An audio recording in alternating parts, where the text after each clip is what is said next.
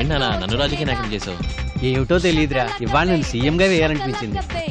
తెలిసి రాజకీయవా? ఇదొట్టి బురికోపన్నా. నాకు కాబోయే అల్లుడు గవర్నమెంట్ ఉద్యోగస్తుడై ఉండాలి. అందాల రాక్షసివి గుండెల్లో గుచ్చావే. ఒక ముఖ్యమైన వ్యక్తిని మీరు ఇంటర్వ్యూ చేయబోతున్నారు. ఎవరు sir? CM. Law and order సవ్యంగా కాపాడతాం అన్నారు, కానీ ఆ లా అండ్ ఆర్డర్ కాపాడలేకపోవడానికి కారణం మీరే కదా. కులరహిత సమాజాన్ని నిర్మిస్తామన్నారు, కానీ ఆ కులాల కొమ్ములాటిని రెచ్చగొట్టేది మీరే కదా. ఎక్కించడం చంపితే నా కులపలంతా ఊరుకుంటారనుకోకో.